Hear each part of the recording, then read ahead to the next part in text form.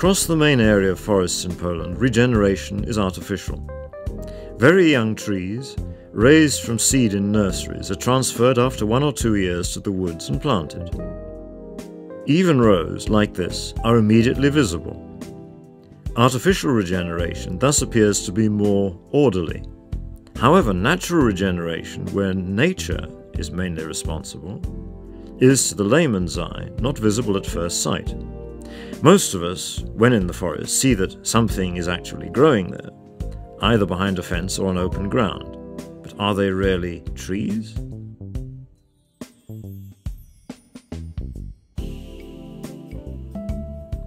Natural regeneration is the oldest way known on Earth of bringing new generations of trees to life. In recent years in Poland, there has been a return to regeneration in accordance with nature. Wherever suitable conditions exist, more and more foresters are coming to rely on natural processes. We work on the principle that every felled area must be regenerated within a few years. For many years this was by artificial means, but for several years now we've been giving preference to natural regeneration of those species which we consider suitable, pine, spruce and oak, and we carry out felling so as to make maximum use of the habitat and regenerate the forest naturally. Where there is no natural regeneration, we plant those species which we need. I think that as time goes on, we will make increasing use of such natural regeneration. We will designate more and more areas for it. This will be an ongoing process, and it must continue for some time. It's not a matter of 1, 2 or 3 years. Besides, it's currently Polish state policy to make the greatest use of what nature provides for us. However, anyone who thinks that because we're regenerating the forest naturally, everything will happen by itself, is mistaken. Rather paradoxically, this method requires significantly more effort. The whole process of natural regeneration requires the foresters work right from the beginning, as those areas which are or will be designated for this must be carefully chosen.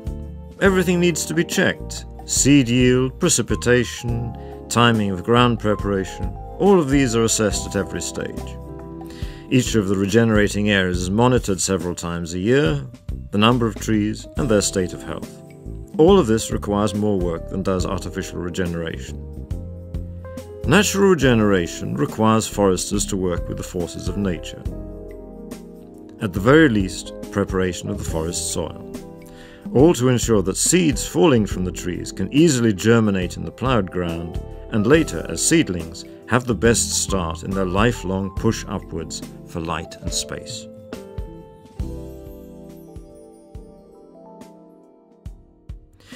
We plough to provide the falling seeds with good contact with the soil. Then the seed lies on the ground, takes in water and germinates.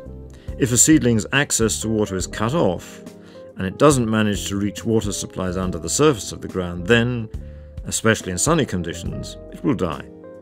It's not a question of looking good, but of growing well.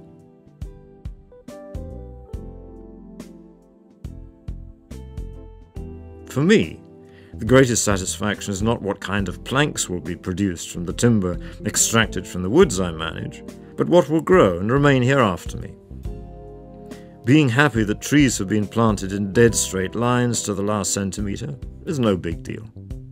I think it's better to work in harmony with nature. Many of those favouring artificial regeneration are of the opinion that the stock grown in this way simply has a better chance of survival, as the seedlings are planted into the forest soil when they are at least a year old. Regeneration statistics appear to contradict this. What is more, it is difficult later on to see the difference between planted and self-sown trees.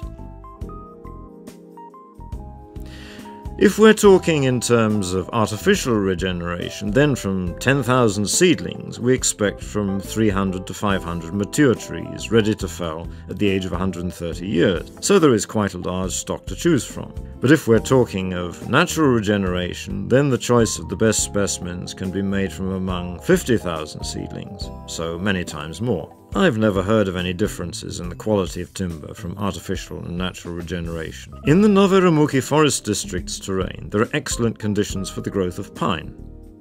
This means that the foresters make even more effort to ensure that alongside the dominant species, there are also those whose natural seeding is difficult or impossible. This is in line with the principle of mixed species forestry. Thanks to this, one can avoid, for example, serious tree loss caused by disease or pest damage. Man does not live by pine alone, so in areas of natural regeneration of pines, where there are very large numbers of them, we try to introduce those species which have failed to regenerate naturally. We've introduced larch, oak, spruce, lime and maple. It started with a site being designated for seeding with pine, which happened over the whole area, in general very successfully and running into tens of thousands. In the first years, where there were fewer of those pines or where the soil was more fertile, we introduced those species which didn't seed naturally. Natural or artificial regeneration of the forest covers large areas on which grow succulent young trees. For obvious reasons, they are a tasty snack for herbivorous animals, so they need protection. Flax baubles can be put on them to deter the animals, chemical repellents can be used, or as a last resort, fencing. Where there is a fairly dense population of deer, and the whole of Nowe Ramuki is a breeding area for game, then fencing, unfortunately as it spoils the look of the forest, is the only and in general the cheapest method of protecting the woodland from deer damage. We keep the fencing up for a fairly short time, only until the thicket stage, or 7 or 8 years, and then take it down to allow the animals to live and shelter in these areas.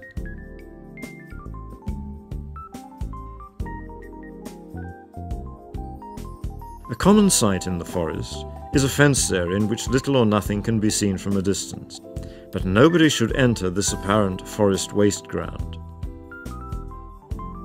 There's a saying that the forester enters the woods with bowed head.